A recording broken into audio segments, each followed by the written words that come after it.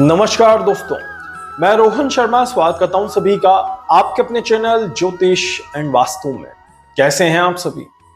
आप सभी को स्वतंत्रता दिवस की बहुत बहुत शुभकामनाएं। 15 अगस्त 1947 को हमारे देश को आजादी मिली थी और हमारा देश आजादी के बाद से ही हर एक संघर्ष को पार करते हुए, हर एक परेशानी का सामना करते हुए अपने आप को आगे बढ़ाने की कोशिश कर रहा है और इस कोशिश में हर भारतवासी ने अपना योगदान दिया है। एक समय था जब भारत पूरे विश्व में पिछड़ा हुआ देश माना जाता था और आज एक समय है जहां पर भारत की विश्व में एक अलग पहचान है, एक अलग नाम है, एक अलग सम्मान है और आज हर भारतवासी पूरे विश्व में भारत का परचम लहरा रहा है, भारत का नाम ऊंचा करने का प्रयास कर रहा है। देखते हैं अब आने वाला साल भारत के लिए क्या कुछ लेकर के आता है। 15 अगस्त 2026 से 15 अगस्त 2027 के बीच में ये जो एक साल का समय रहेगा, ये भारत की कुंडली से क्या कुछ परिणाम यहाँ पर दिखाता है। बहुत सारे र्यूमर्स यहाँ पर देखने को मिल रहे हैं, बहुत सारी भ्रांतियां यहाँ पर देखने को मिल रही है। मैं जो भी चीजें आप सभी को बताऊंगा, ये वैदिक ज्योतिष के ऊपर आधारित चीजें रहेंगी और इसमें मैं आपको बताऊंगा कि कौन कौन सी चीजें भारत की कुंडली के हिसाब से दिखाई देती है जो आने वाले समय में भारत में घटने वाली है। सबसे पहले यहां पर बात करेंगे मौसम को लेकर के, क्योंकि अभी भी हमें पता है कि भारत का मौसम बहुत ज्यादा खराब है और ऐसे में आने वाला साल भी क्या इसी खराब मौसम को आगे दिखाता है। देखिए, डेफिनेटली इसको मना नहीं किया जा सकता। आने वाला साल भी भारत में देखा जाए, इवन दो आने वाला साल नहीं, ये जो अभी करंट ईयर चल रहा है, क्योंकि समय तो आज से ही शुरू हो चुका है। ऐसे में अगस्त और सितंबर का महीना, ये जो आने वाला अगस्त और सितंबर है, इसमें भी भारत की कुंडली के हिसाब से मौसम के जो रास्ते हैं वो अच्छे नहीं दिखाई देते। मौसम की वजह से काफी ज्यादा बड़ी परेशानियां देखने को मिलेंगी। इस तरह के योग यहाँ पर बनते हैं। पानी की वजह से काफी ज्यादा परेशानियां देखने को मिलेंगी, इस तरह के योग दिखाई देते हैं। इट मीन्स कि ये जो समय रहेगा ये मौसम की वजह से परेशान जरूर करता हुआ नजर आएगा। आने वाले एक साल जो है वो काफी ज्यादा अनयूजुअल वेदर देखने को मिलेगा। अचानक से गर्मी, अचानक से बारिश और कम सर्दी का मौसम यहाँ पर हमें देखने को मिलेगा। इस तरह के संकेत यहाँ पर बन रहे हैं। साथ ही साथ दक्षिण दिशा का मौसम काफी ज्यादा प्रभावित होता हुआ नजर आएगा। कोई बड़ा तूफान, कोई बड़ा साइक्लोन आ सकता है जिसकी वजह से कोई बहुत बड़ा नुकसान हो। इस तरह के भी योग यहाँ पर दिखाई देते हैं। बहुत सारे लोगों का यह भी सवाल था कि क्या भारत की कुंडली में आने वाले साल में कोई बड़ा भूकंप दिखाई देता है। तो टू बी ऑनेस्ट, किसी भी तरह के मेजर भूकंप की पॉसिबिलिटीज मुझे यहां पर नहीं दिखाई देती, या कोई ऐसा भूकंप जिसमें कोई बहुत बड़ा नुकसान हो जाए। मैं इस तरह के भूकंप की इक्वेशंस तो नहीं देख रहा। अगर भूकंप आता भी है तो वो ऐसा होगा जिसमें नुकसान की संभावनाएं बहुत कम रहेंगी और नहीं के बराबर रहेंगी। और ज्यादातर भूकंप के चांसेस भी अगर देखें तो छोटे छोटे भूकंप के चांसेस जो हैं वो सिर्फ और सिर्फ हिमालय बेल्ट की तरफ बनते हैं, मतलब कि उत्तर पूर्व भारत की तरफ ही देखने को ज्यादा मिलते हैं। इसके अलावा और कहीं पर भी देखने को नहीं मिलते। पर दक्षिण दिशा वेदर की वजह से काफी ज्यादा परेशान होते हुए नजर आती है। दक्षिण की हवाएं प्रभावित होंगी, दक्षिण का पानी प्रभावित होगा और दक्षिण से पूर्व और दक्षिण से पश्चिम की तरफ भी देखा जाए तो इसका असर पड़ते हुए जरूर नजर आएगा। इस तरह के योग यहाँ पर बन रहे हैं। इट मीन्स कि डेफिनेटली वेदर एक एक्सट्रीम लेवल पर अपना प्रभाव जरूर दिखाएगा।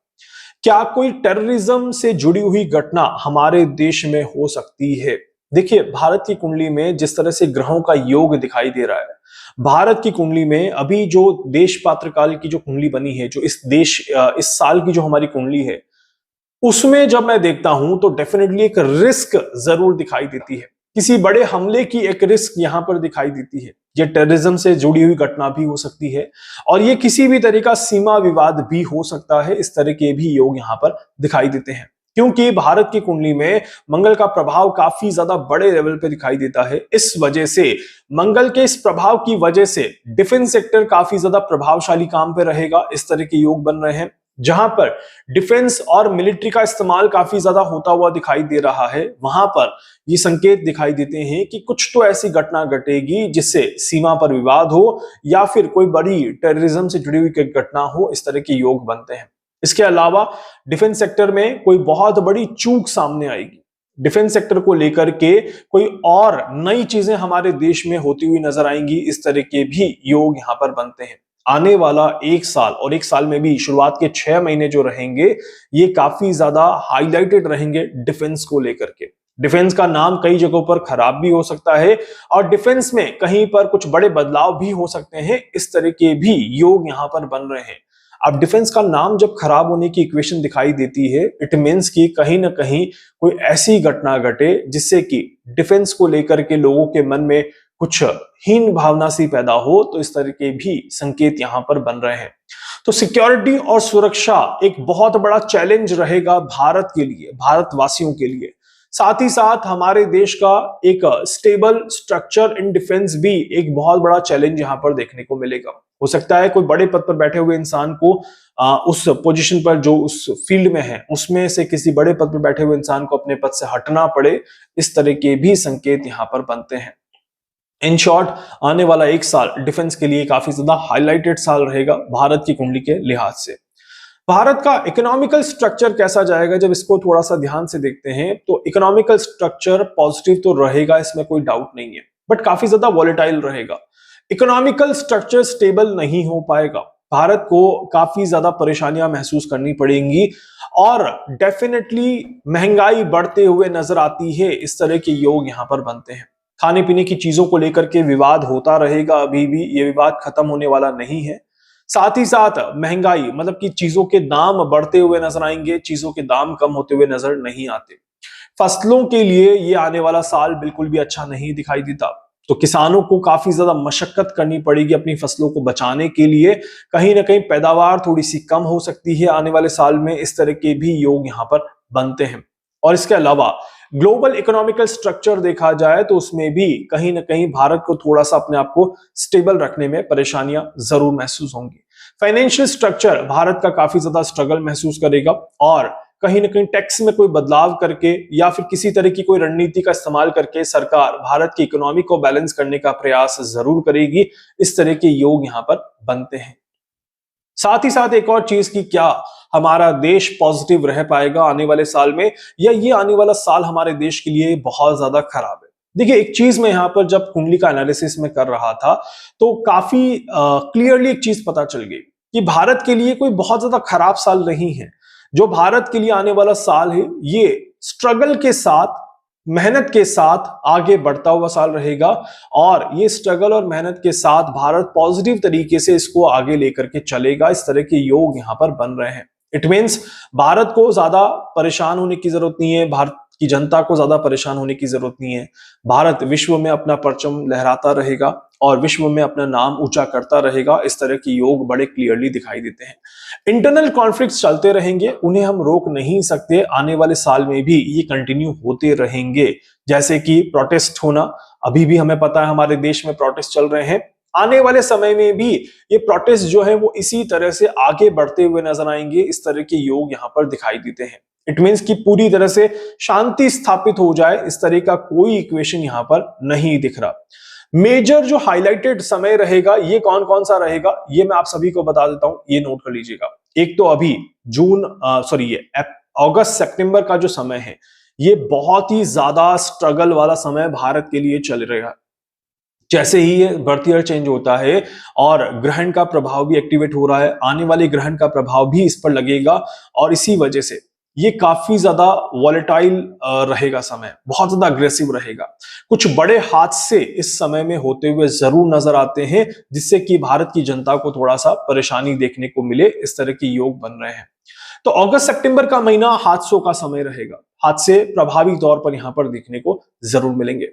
सितंबर के बाद चीजें धीरे धीरे बैलेंस होंगी। सितंबर एंड आते आते चीजें धीरे धीरे बैलेंस होंगी। अक्टूबर एंड नवंबर हमारे देश के लिए बहुत ही ज्यादा पॉजिटिव फेज है। यहां पर अगर कोई भी घटना घटती है तो हमारा देश उन घटनाओं से बाहर निकलेगा और डेफिनेटली बहुत अच्छे लेवल पे अपने आप को बैलेंस करता हुआ नजर आएगा।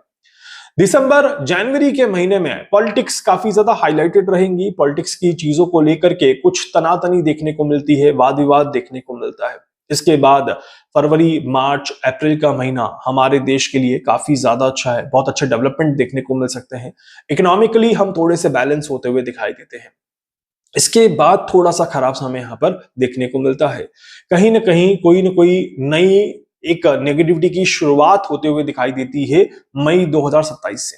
और जून, जुलाई, अगस्त का महीना काफी ज्यादा ट्रिगर पॉइंट रहेगा भारत के लिए नेक्स्ट ईयर, जो कि काफी ज्यादा चैलेंजेस लेकर के आएगा। एंड डेफिनेटली ये चैलेंजेस जो हैं ये थोड़े से अनसर्टेन रहेंगे, जहां पर अचानक से घटनाएं होते हुए नजर आएंगी और इन अचानक से हुई घटनाओं में भारत अपने आप को बैलेंस करता हुआ नजर आएगा, बट थोड़ा कठिन समय रहेगा, थोड़ा टाइम जरूर लगेगा। इस तरह के योग बनते हैं।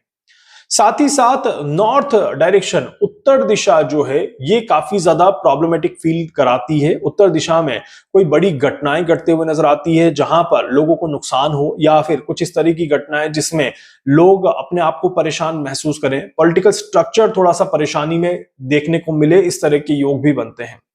नॉर्थ में सिक्योरिटी को लेकर के भी कोई कंसर्न देखने को मिल सकता है।